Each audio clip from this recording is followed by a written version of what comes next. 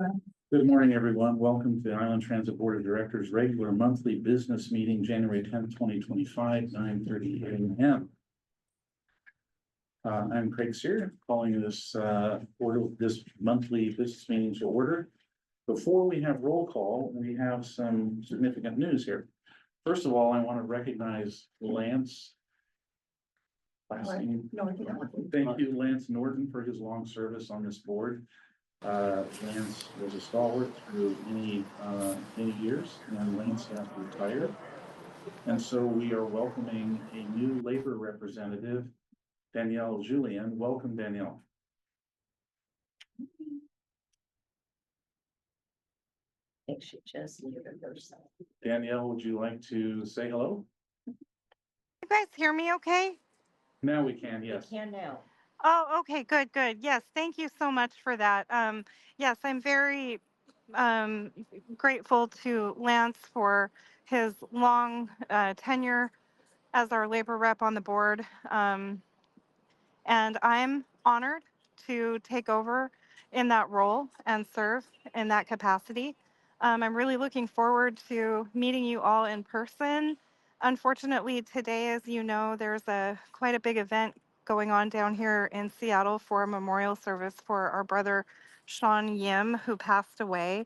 I'm down here a couple of hours before the service is about to start so that I can join this meeting with you guys prior to the service. So I'll be attending as best I can, but when the service begins, I'll need to bow out, just so you guys know what's going on this month. And then next month, I anticipate I'll be there in person. Very good. Thank you, Danielle.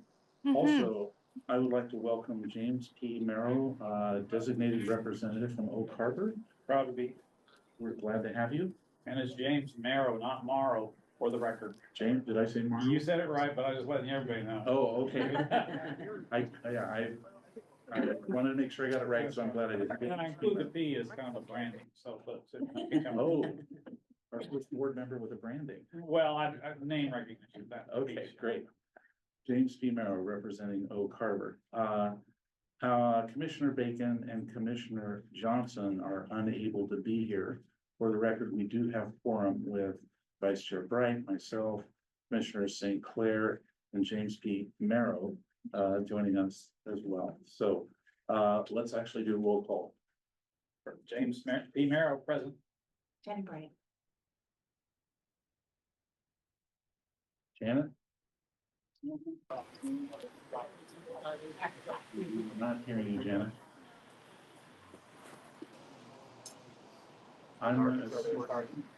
You're here for purposes of forum. My name is Craig Sear. We are now going to move to approve the agenda. Is there a motion to approve the agenda?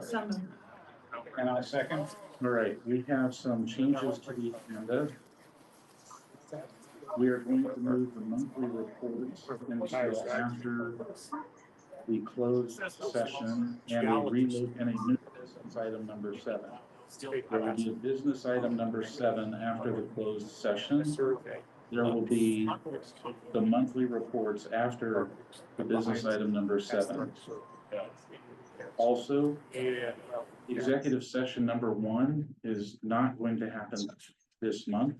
Will be rescheduled, I believe. Join the meeting. Are there any other changes? All right, we have a motion.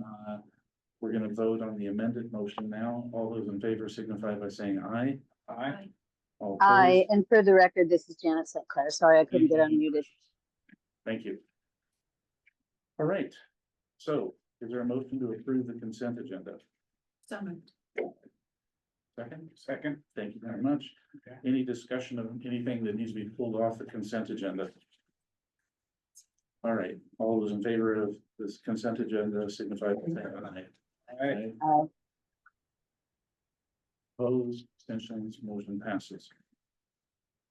We now are coming to public input and comments. This is a time set aside for the public to speak to the board about subject of concern or interest, or items not already set aside for a public hearing. Comments are limited to 3 minutes. Public comment may be ended or modified if the comments become disruptive, and are not germane to the business at hand. Input inquiring lengthier comment is best submitted in writing. Are there any public comments? No public comments in the room? Are there hands up anywhere? No, sir. All right. We are now moving on to business item number one. The next three business items are essentially housekeeping items, I believe. Resolution number 1-25, changing the start time of the regularly scheduled monthly business meeting to 9:30 a.m. effective January 10th, 2025. Is there a motion? So moved. Thank you. Second? Second. All right. Do we need discussion on this? We did talk about it, I think, in December. All right. So I don't hear discussion. We'll now vote. Is all those in favor signify by saying aye. Aye. Opposed? Aye. Abstentions? Motion passes. Business item number two. Resolution number 225, affirming that all passengers 18 years of age and younger ride Island Transit's fixed route, deviated paratransit, on-demand and rideshare services free of charge. Is there a motion? Some context around this. Certainly. Would you like me to Yeah. provide that? Thank you. Okay. Yes, this is our Move Ahead Washington grant from the state of Washington that allows us to get transit support money for providing free fare. So within the last biennium to date, we have received 1.4 million through the Transit Support Grant Program. The funds are currently bundled with our sales tax equalization funding. We're bringing the resolution to the board so that we remain in compliance with the funding requirements of the Transit Support Grant. Legal counsel has reviewed the resolution and we have no changes. WashDOT has also reviewed it and confirmed that it will meet the requirements so that we can maintain our eligibility for the funding 2025 to 2027 biennium. Thank you, Melinda. Can you remind us what rideshare services are? The rideshare services are our ride-alongs, I believe. They are the RideLink program where we work with nonprofits to provide them vehicles to assist residents attending meetings off island or appointments off island. The other half of that is what is traditionally called our van pool services, but the state now refers to as the rideshare programs throughout the state. Thank you, Brad. Coming from Everett Transit, I had a little hiccup getting on. All right. Chair, I have a question. This is Janet. Yes, please. Based on the last statement, do we need to have any subrecipient agreements with our nonprofit partners to make sure they know this is fare free? I mean, we're fare free. This is not a big lift for us, but I just want to make sure we don't have to pay for anything with our partners. Yes, ma'am, we are okay in that regard. So the RideLink services are fare free to those that they provide services to. The van pool program fare policy already calls for everyone 18 and under to ride fare free. So there's no need for a modification or extension of that policy. Wasn't this essentially just a piece of paper we needed to give to the state to show we were compliant? Correct. Yeah. Okay, Quick question. yes, please. With regard to ongoing funding, the grant, without going into the details, as far as beyond this year, I mean, what are the terms? Is it recurring? It is. Okay. It recurs every biennium and has since they passed the climate. Oh, okay, right. Okay.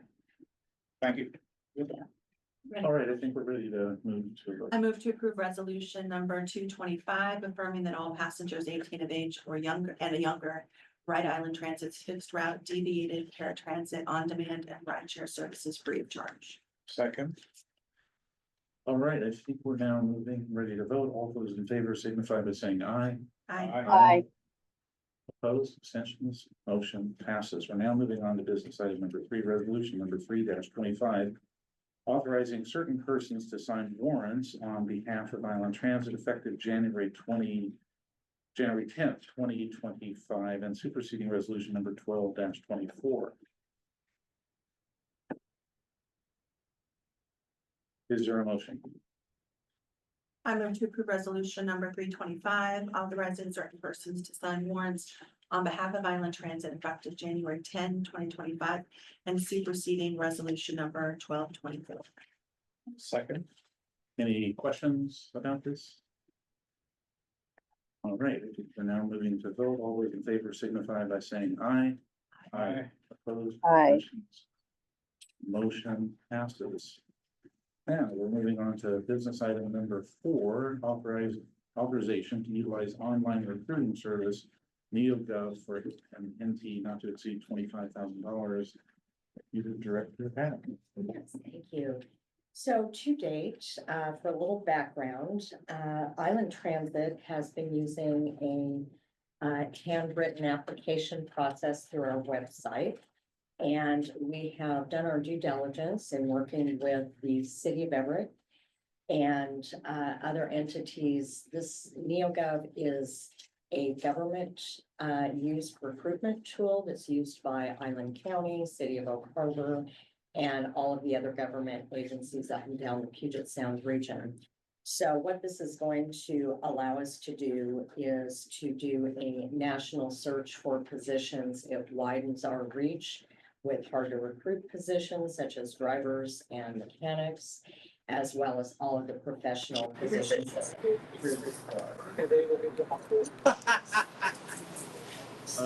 Commissioner Julian, can you? Yes, thank you. Go ahead. So for that, we attended, Stephanie and I attended a demonstration of this by the NeoGov representatives. It will take approximately 8 weeks for us to get it off the ground and implemented. The cost is based on a 2-year period, so it's $9,700 for the annual subscription, $4,000 for the setup and training. So long story short, the first year it's 11.5. You should have an invoice included. If you don't, I have it available. Second year is 10,100.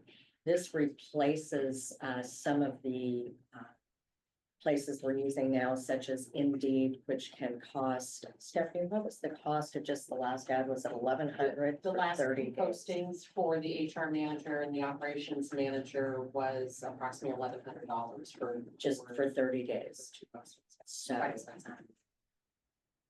any questions? Question? Did you use this mechanism in your previous? Yes, City of Everett uses it, Island County uses it, and Harbor, all the government entities. So it's, we're signing up for just 2 modules, which is essentially the back end and the recruitment tool. So what it will allow us to do is once we update all of our job descriptions throughout the agency, we can load those up into the system. And then when we have an open recruitment, we can then get those posted.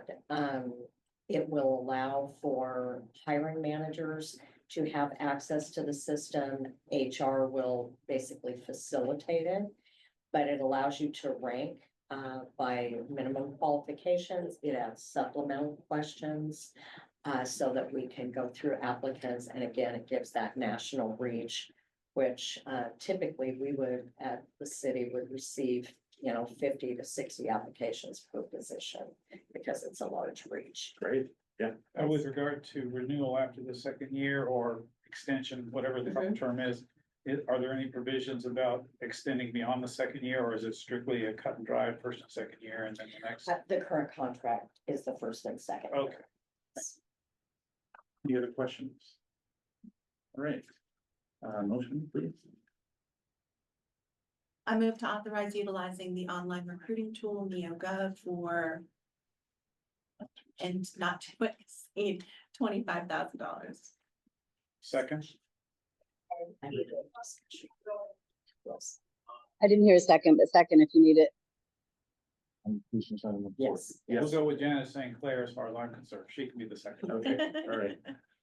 Yes. I have one addition that I want to share with you on this that we felt dovetailed well with this particular motion. We are currently recruiting for an HR manager, and we have had significant difficulty getting quality applicants. And so it is my wish to, along with this, is to hire a HR manager through a temp agency to utilize helping get this project off the ground while we recruit full-time. Melinda, positions. we need to finish this motion before we take that under consideration. Okay. Sorry, No, because it's no, adding that's okay. something on to the original motion. Okay. All right, so back to the original motion, this is item number 4, we have a motion made and seconded, so I think we're ready to vote here. All those in favor signify by saying aye. Aye. Opposition, abstentions, okay, motion passes. So let's continue with the next item, and then I'll make a motion to add another business item about the Okay, thank HR. you. All right, so now we're moving on to business item number 5, the Point of authorization. order. Can we add another item even though we put the agenda as submitted? You could, yeah, you could. Okay, okay. That's fine. All right, so our next item, business item number 5, is an authorization to proceed with the purchase of a record tow truck for not to exceed 900,000. I'd like to point out that this item is, I think, our first item that flows out of the budget we passed last December, and we've had discussion on the board about this. I'm sure there'll be questions, but I guess we'll turn it over to Will to introduce this, or Mike, or Melinda, I mean. Or mine. Or, yeah, yeah. So, right, you have, please.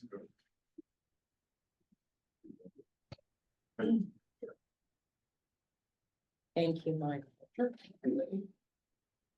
Well, we're requesting to move forward with the purchase of a record tow truck, not to exceed $900,000. This vehicle would allow, enhanced efficiency and recovery.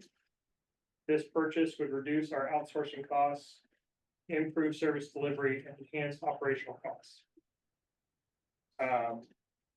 As you can see in your board packet here, we have one vehicle specifically that we're interested in. It is a 50-ton Kenworth record. It should be capable of meeting our needs for a very long time. Any questions? I have 2 questions. I think you already confirmed it's in the budget, correct?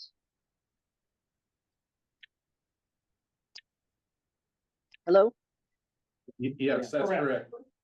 Okay, and then my second question is, do we have to do any low bid on this, or are we responsible for a procurement policy on this that we need to meet? Policy. We follow them. Yeah, we followed our procurement policy and getting 2 other quotes as well. Okay, thank you. Yep. Yes. So the 900K. Mhm. Would you say that it's gonna potentially be a little less, but not to exceed 900K? I mean, I'm just trying to get a ballpark figure what the range of, on like 3 bids was, roughly. Yes, so I would agree that it is aimed to be less than 900,000. Currently, there is some unincluded items such as branding, potential rigging, chains, things of that nature. And there was an unknown of state sales tax. The price that's included in your packet includes delivery and federal excise tax, but there was a question mark surrounding sales tax. Okay, thank you. Yep. And then one other quick question, the upper limit as far as what it can tow, I mean, it can tow big rigs, yes? Yes, Okay. all that right, is so- correct. Sure. All right, thank you. Could you elaborate on the hybrids that are in our future? Yeah, so the request really stems from, currently we have a semi truck and semi trailer that we tow buses on. The legal limit in Washington State for RCW is 14 feet. With our hybrids on our trailer, they're 15 feet and a few inches. So to be able to tow what we see as the future of the buses within the agency, we would have to I'll call it flat tow down. They would have to be towed behind something closer to ground level. And that's why we're going this route. This is, kind of industry standard. King County Metro has multiple, Class 8 heavy-duty wreckers that they use for their buses, all the way up to 60-foot articulated buses. Oh, So, all right, thank you. All right, I had another question, but slipped my mind, so, any other questions? All right, are we ready for a motion? Move to authorize proceeding with the purchase of a record tow truck for not to exceed $900,000. My second motion. It's been moved and seconded. Any other questions? Seeing none, all those in favor of this item number 5, signify by saying aye. I, Opposed? Aye. Abstentions, we are buying a wrecker. thank you very much. This is a big deal. Congratulations. So glad to get this through. I'm sure Will, you got a smile on your face. Been 8 years fighting for this. Yeah, so just so the board knows, by the end of the day, there will be tickets purchased and people flying down, I think this week, down to Arizona to fulfill the transaction. So, great. Yeah, all right. Good job, thank you. Yeah, so let's see, I want to check here, business item number 6. I want to kind of keep going in this order. Certainly. Yeah. All right, so now we're moving on to business item number 6, authorization to apply for 18 rideshare vans through FY 25-27. RasDOT Public Transit Rideshare Grant Program. Brad. Thank you, Board Chair Seer. So this motion is a carryover from our budget process. We had put into the budget that we were looking to purchase 18 rideshare vans through the next biennium, 9 in each year, 7 of which would be replacement vans and then 2 expansion vans. Recently, late last year, we were notified that the Washington State Department of Transportation Public Transit Rideshare Grant Program was accepting applications for the next biennium, and we are seeking authorization to apply for grants to cover the 18 rideshare vans that we are looking to purchase in the biennium. The 25-27 grant application will show the shows the 100% total project cost as $645,039. 85% of that request from WSDOT, which is what the grant amount would be for, is for $548,283. And our agency match will then only be $96,756. The total project cost includes vehicle branding, sales tax, and a 5% inflation over the vehicles that we purchased. We purchased these same vehicles in 2024.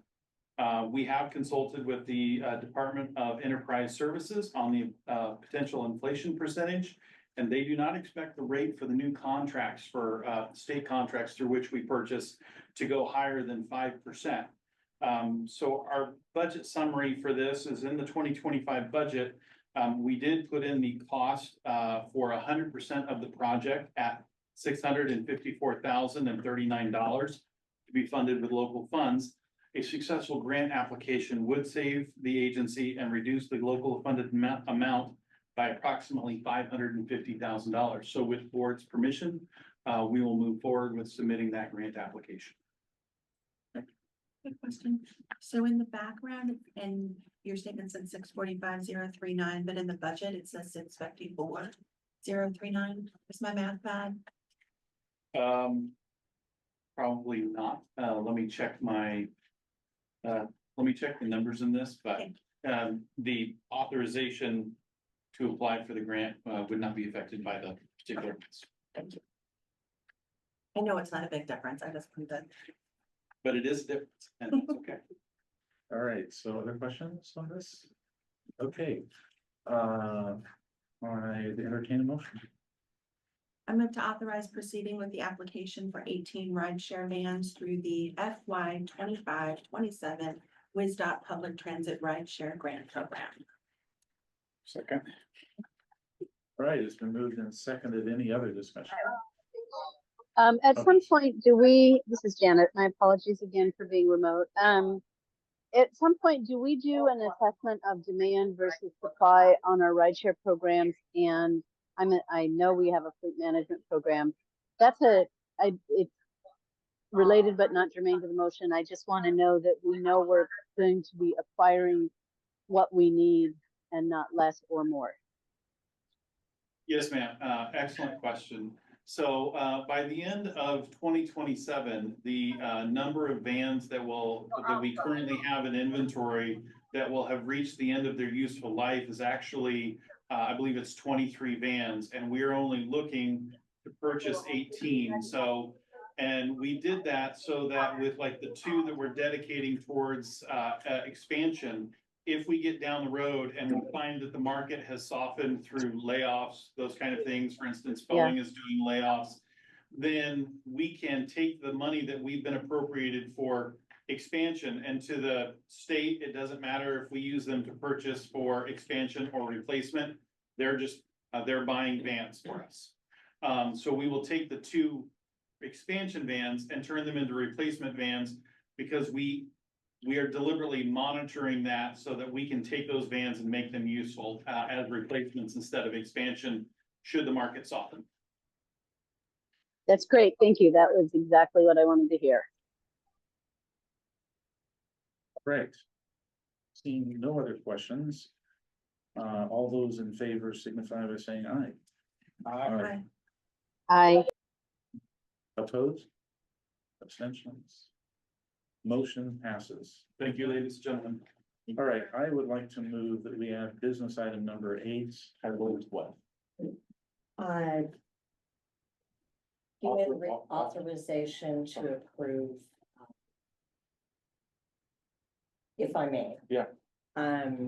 This is actually a staffing decision Okay. of hiring a position that's already budgeted for, but it was more of an informational piece to the NeoGov of Oh, okay. what the person was gonna do for a project. So How about, I guess my question is, do we need board approval for that? no, it doesn't sound like. If it's in the budget, it's in your. Correct.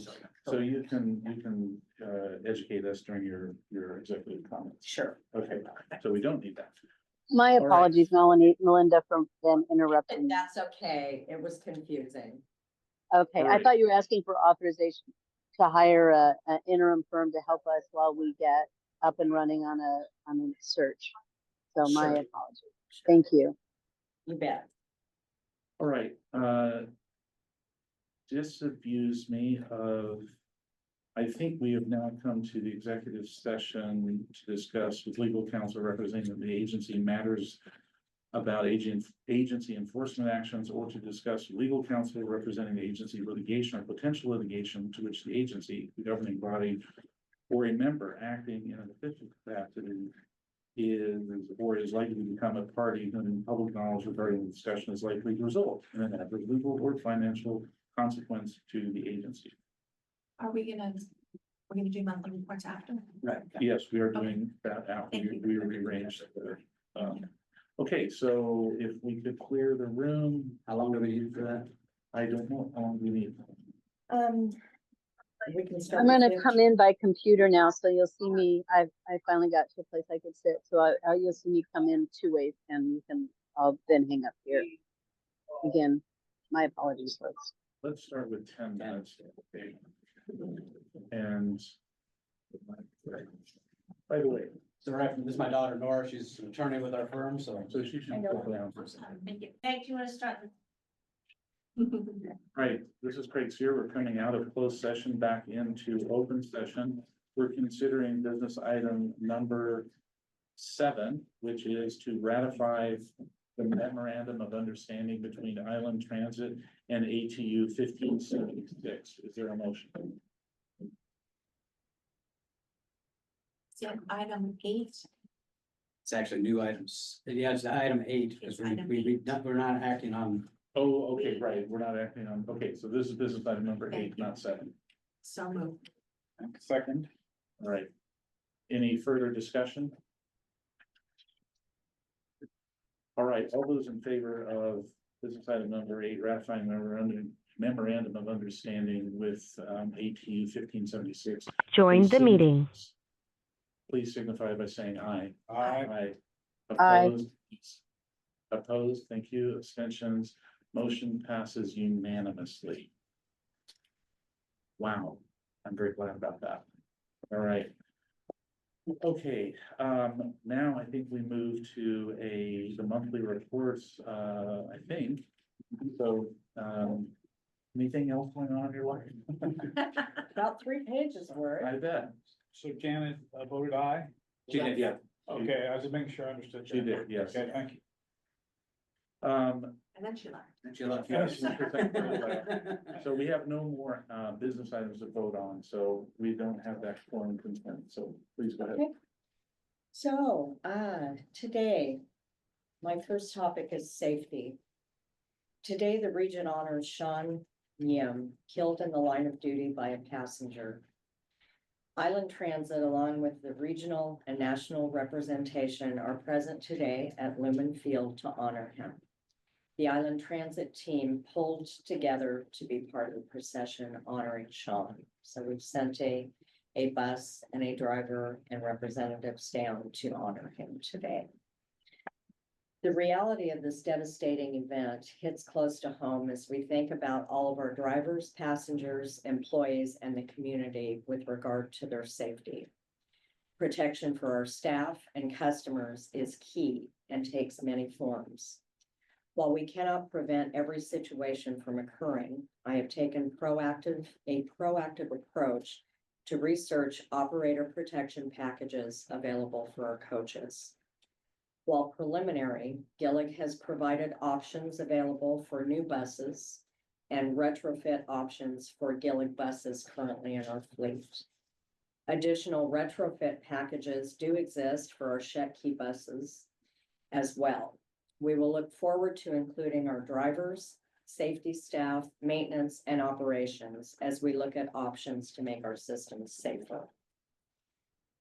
So with that, we will, pull people together. This is a process. ATU, this is forefront in their mind and is a national awareness with the Federal Transit Administration as well. So there are some guidelines that we'll be following for that, and we'll bring back more information to the board as we look at what options that we can pursue. ADA transition plan. Our group is actively working on an assessment of our facilities and other required areas to identify any deficiencies and improve any existing irregularities. The first draft of the assessment is due to me on March 15th, with a final draft of the plan due June 30th. And Brad and our facilities team and Dee got together with my Everett Transit team, and they have a great template to go off of to apply it to here. Service change took effect on Sunday, January 5th. It went very well, with a few opportunities to tweak the new Passio dispatching system. Staff have been working with the contractor to work out the challenges that we had during the launch, which is, bound to happen with any new type of software. We added one fixed route bid and 2 paratransit bids. The new fixed route bid helps with the AM commuter service. Route 1 timings were adjusted to meet the need of ferry commuters allowing the bus to arrive 10 minutes in advance of the ferry departure. Also, Route 60 was adjusted in the evening to reflect requests from commuters. Upcoming service changes. I have redirected ridership reports from finance to planning to obtain monthly ridership reports and number of boardings and alightings at each and every bus stop. This is necessary in order to provide proper planning and outreach to the community on future service changes. The board should be receiving numbers on a monthly basis during this particular report. And those numbers really do help evaluate where your highest ridership is, where your peak times are, so that you can take that information when you're out in the community doing outreach and talking with people to make better informed decisions on our planning. So I see that really being reflected, not necessarily in the June service change, but definitely in September. Long-range plan scope of work is underway in the planning department, working towards an RFP to be released by the end of the first quarter. We are taking advantage of free Title VI training classes that take place through the National Training Institute. These are free classes put on basically by the Federal Transit Administration through NTI. And all of our marketing, communications, and planning staff will be attending. The agency offers both introductory and advanced training. The opportunity will educate and inform staff as we update our current Title VI plan, which is due this year, and provide extensive outreach process during our service planning process. For hiring, we just held operation manager interviews on Wednesday of this week on the 8th. We had 2 internal candidates and 3 external. Panel interview consisted of 6 people, including a GM from a partner agency that had 15+ years of experience in operations. Second interviews will be scheduled for January 20th, and we have 2 final candidates that we have not announced those yet. The capital project manager we are currently recruiting for, first consideration will be January 24th. And the human resources manager is back out there also with a first consideration by January 24th. We will begin a search process for our procurement and risk manager to post the week of January 13th. NeoGov, which is something we approved earlier in our board meeting, we did a review of the needed modules completed with the city of Everett and a live demonstration to both myself and our HR assistant manager. We completed that back on December 18th. And it will provide an automation of our recruiting process and greatly enhance our opportunities for optimal recruitment. It is estimated to take approximately 8 weeks to implement, and that will be one of the main charges of the temp as HR person that I bring in so that we can get that off the ground. And that's where I say the hiring temp manager will continue our search while we continue the search for a full-time position. They will be handling the NeoGov project, the anti-harassment policy update, and will begin development of a rollout on performance evaluations for non-represented positions. Anti-harassment training has been delayed due to scheduling conflicts. We had anticipated to have that on board this month. We have now secured an in-person training by Summit Law that will be scheduled for February 2nd and 13th. And we will continue to examine other training opportunities that we're bringing in-house, not only from the NASH report as a result of that, but just all other trainings that we really need at this agency. Performance evaluations for non-represented employees seem to have been non-existent, with the exception of the maintenance staff. Working with the city of Everett, I've implemented performance evaluations for all non-represented staff. These annual evaluations will be tied to merit increases on a numerical system. All employees recently promoted over the summer are in a 6-month probationary period and are receiving the appropriate evaluations. Probational reviews are set at 30, 90, and 180 when promoted into a new position. Current promotional evals began at the 90-day mark due to the timing of me coming on and implementing this process. This allows for open feedback and evaluation during the probationary period. Currently, merit increases for non-appointed staff are provided upon an anniversary date. Beginning in September, evaluation periods will begin moving from October 1 to September 30 each year, with increases implemented and the January 1 timeline along with COLA. This coincides with represented staff, and brings everyone into line. This will streamline our process for more efficiency and standardize merit increases tied to performance. A few project updates. Terry's Corner. We've been waiting for, I think, years now on the air lease. And I have an update. I reached out to the Deputy Director for WashDOT for assistance in contacting the Attorney General's office on our behalf. And I received a call just before New Year's from Don Shartok at WashDOT assuring me that staff is pushing this through so that we can begin our work. So I'm in hopes that by our next meeting, I will have some more information on that. The tree farm met with Ryan Elting, Executive Director for the Whidbey Camino Land Trust, to get up to speed on the property. Ryan has recommended that the land trust locate a replacement property to first remove the conservation easement, which will increase our property value. Once this is completed, we can then move forward with our appraisal process. So I'll be touching bases monthly with Ryan as we go through that process. I'll explain this afterwards. Okay, almost done. Employee meetings have resumed. I took a little 2-week break over the holiday to take care of some other business that we discussed earlier. But I have resumed my meetings to meet each employee, and I'm now meeting with our frontline staff and receiving some great feedback and suggestions. Staff have largely followed the protocol I set of coming to our meetings with 2 concerns and 2 solutions. And I'm hoping to have these wrapped up by the end of March. During the second quarter, my plan is to sit with individual departments to gain a better understanding of their work and their workflows.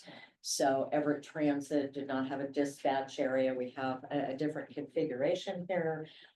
Things like van pool, all those I'm really excited to get to know and to dive into.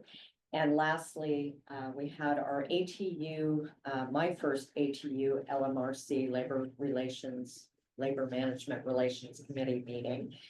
And we met with our ATU partners in December, and we're off to an excellent start. As of yesterday, we have only 1 outstanding grievance. We are processing, and we have closed out several that were pending from the summer. So it's been a big month with holidays.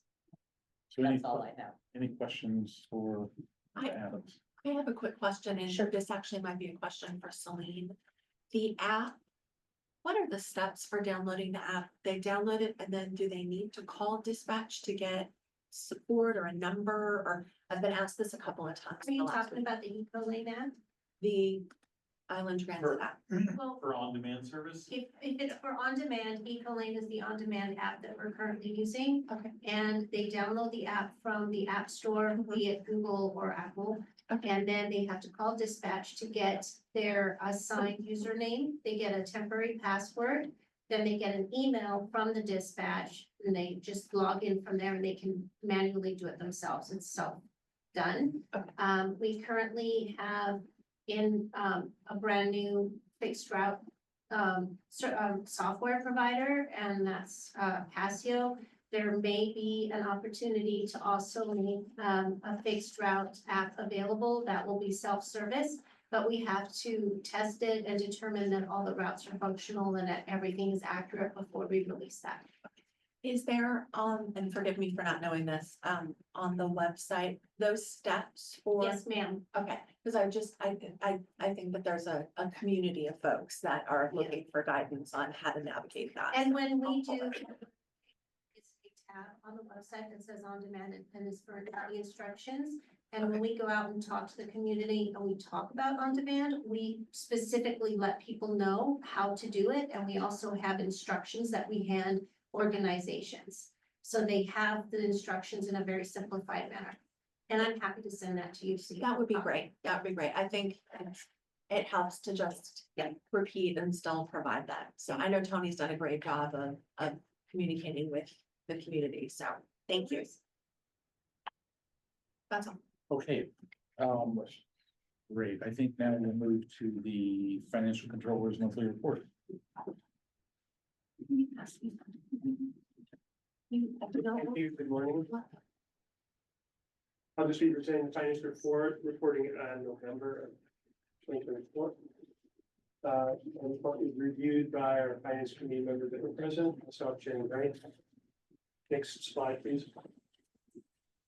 First topic is cash sources. November sales tax revenue was up 34,000, about 200 versus the previous year.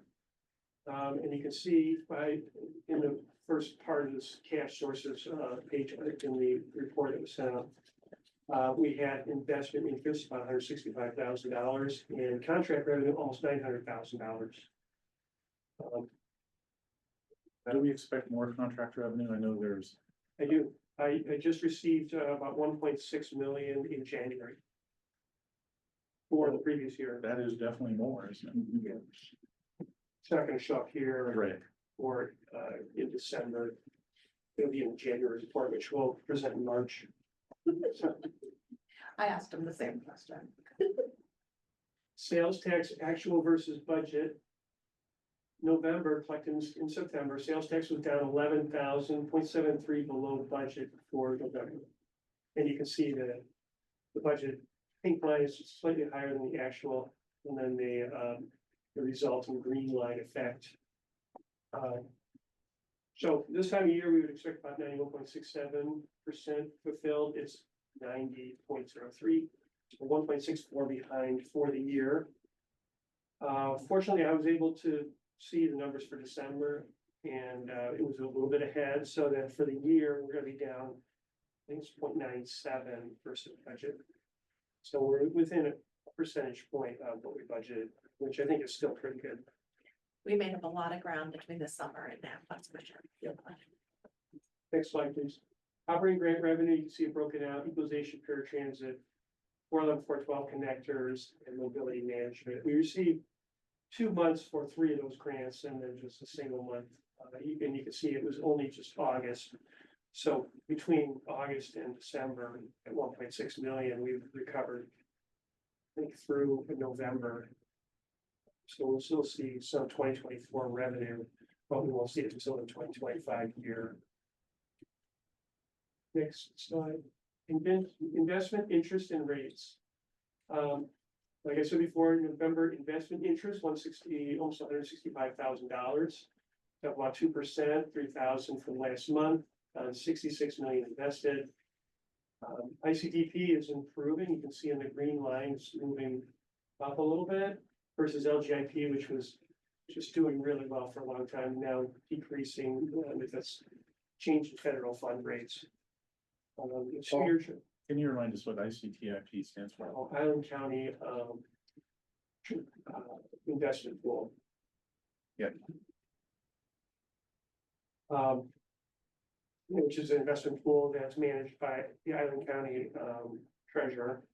And they take in approximately monies from like 52 sub-districts in Island County, and they invest that money in various places, bonds.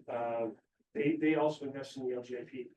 So they have a real mix, and if you're really interested to see the total mix and the participants, it's all on the website, their Island County treasurer. Like these cash uses, November cash payroll payments, about $1 million, was down 234,000, about 19% from last month, and up 152,000, or about 18% from last year. Accrued payroll numbers, this is the most important one, is these are the actuals where the monies are separated based on the period in which they belong. We were actually down about $100,000, or about 9% from last month. And the reason behind that was that 114,000 in vacation sick leave buyout was paid in October and not paid in November. So there's been a decrease for that reason. Could you go to the previous slide? Go to the previous one? Yeah. Sure. Next slide, previous. Next one. Next one. This one, just for your benefit, the Island Transit is funded by 0.9% sales tax. So that first line there, I pay attention to actually the first 2 lines. So there's about $1.56 million of sales tax that arrived to fund the agency. Now let's move forward to the slide we were just on. And you can see that our payroll, our operations, if you sum those 2 numbers up, which are basically the number you're looking at, we're at 1.36 million. So the capital grants can be 0, or they can be $2 million. This is this is important, just to make sure that we're running a sustainable operation. Yeah, Yeah, we can sustain without the operating grants from this time. yeah. Which is actually, Okay, just minimal capital payments, $1,000, in month November. Next. Cash reserves, you can see our November cash increased almost $1.3 million. Total cash, 69 million. And, we talked a little bit about this in the finance committee about the allocation of those monies. Some of the capital projects have changed recently. So we can do that before the December report period. But we are in conversation on that. Next slide. And if we look at cash reserves graphically, you can see it's been that increase for about the $1.3 billion. And if you kind of shows graphically also the breakout. What we approved last budget was the increase in other capital. You can see that graphically there, the blue portion of the line. And then it reflected on general cash decreasing in order to fund that capital. But again, that can change based on the priorities of the board. Budget actual revenue. On the revenue side, you can see our target for 11 months, 91.67. And fares and sales tax were pretty close, not quite meeting that. Operating grants exceeded that significantly. And local grants, I won't really speak too much on that, but because it's such a small dollar figure. Miscellaneous, the same thing. Capital grants fell way below that, so in a total perspective, we earned 73% of what we budgeted up through the first 11 months, what we would expect 91%. So you might say, well, that's significantly below what we had budgeted, but it's attributed to not getting the capital revenue reimbursements for capital that we would have spent money on. Next slide, please. And we can kind of see that same argument on the budget actual expense side, where we're looking at capital spent at 7%, where we budgeted $18 million. We spent 1.3 of that. Oh, no, I shouldn't say that. $1,000, well, no, year date actually 1.3 million, that's right. And again, our target is 91.67. We look at wages and benefits, probably significantly, 5-6% below what we would anticipate, but we know that we had a shortage of drivers and not what we had originally budgeted. There's a couple areas where we exceeded 100%, supplies and communications. For the most part, we're down below our target. Insurance, of course, we know that before we even create our budget, and we pay that in full, about 100%.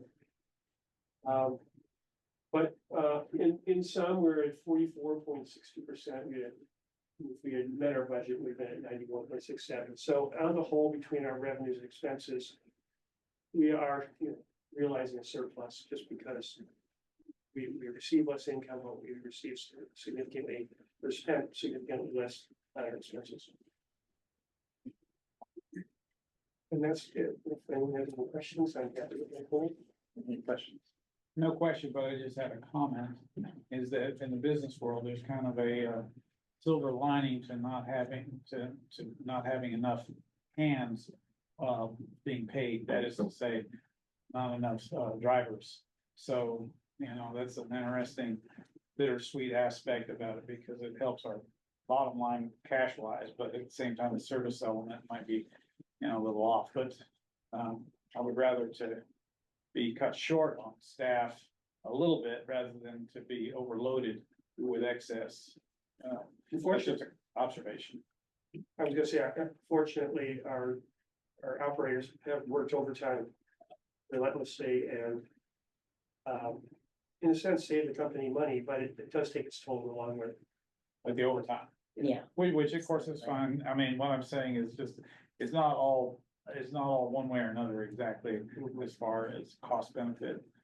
You know, just to follow up on what Paul was saying, we had operators, when we were down, we were at one point down, I think it was 17 drivers. We had, drivers doing double shifts day after day after I day. see. So there was a safety element there of concern. Oh, yeah, sure. And Fatigue. we need more drivers, so those of you in the room, I know, are recruiting drivers, keep going. All right, The insurance prepay that'll happen this month, that'll be reported in March. Oh, no, those cash elements, The insurance prepay is what I like an insurance expense will show up in the month in which it was expended. It's just some of these, items like sales tax or grants. Oftentimes, the reimbursement for a grant is put in a certain month, and we might not see that for a month or two. So it ends up as being a receivable, and it shows up that way on our financial statements. Sales tax is a little different in that they they collect that money, let's say in September. But we don't even see, the treasury from the state of Washington doesn't send it to us for 2 months later. Thank you. So that again shows up as a receivable in our financial statements, with the auditors. I have a process question. Who all is on your budget committee? currently, it's, Vice Chair, I am, and, Board Member Marshall. Okay. I mean, Is it appropriate for me to, I would love to sit Oh, in if I absolutely. can. oh, of Yeah. course, Can you forward me those meeting invites, please? Thank you. Usually it's Monday prior to the board meeting. Oh, okay. So is Board Member Marshall still on? he He's is never not, attended. right now, because the mayor designated you as Oak Harbor's representative. Okay. Let's have a discussion afterwards and I'll Yes. clarify it for Okay. you. All right, so, is there any other questions for finances? Thank you, Paul. Thank you. Thanks, Paul. All right, our next item is other business. I don't think we have any other business coming forward, do we? So, All right, so now we move to board member comments. Do you have any comments? I just am in awe of the breadth of work that has been accomplished since the middle of November, under your leadership. And I know bringing all of your leaders in to be a part of the process. So I just wanted to express my gratitude. I feel like, even the board packet, the detail that has been provided, has prepared us for decisioning in a way that wasn't previously. The context, not just for us, but I think for the public is, it's been great. So thank you to you and the entire team. absolutely. They've all been a great support. It's a great place to be and I appreciate that. Yeah, I guess I would just make one comment there as well. The amount of direct staff participation in the meeting from a year ago Yes. it's much different now and very helpful. So, So I just wanted to mention that I'm both humbled, delighted, and proud to be part of the board. And as a retired Navy, I made a pledge publicly and that I'll be practically or nearly full-time as a non-paid civic person across different agencies. So I'll say, do not be shy about contacting me.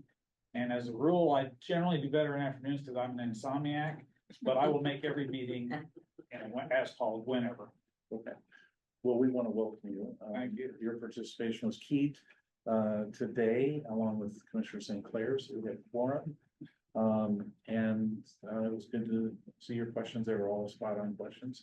I look forward to talking to you afterwards. So I do want to make a comment, and as previously mentioned by the executive director and another staff member, the region is observing a memorial service for Sean Yim, as was mentioned. And it's a reminder that our frontline employees, our drivers, do face security issues. So, and we have faced those. I mean, in the past year, we've had several security incidents. So, and safety issues with the public and our drivers. So I want to thank our drivers. And I also just want to pause 30 seconds for a moment of silence for Sean Yip.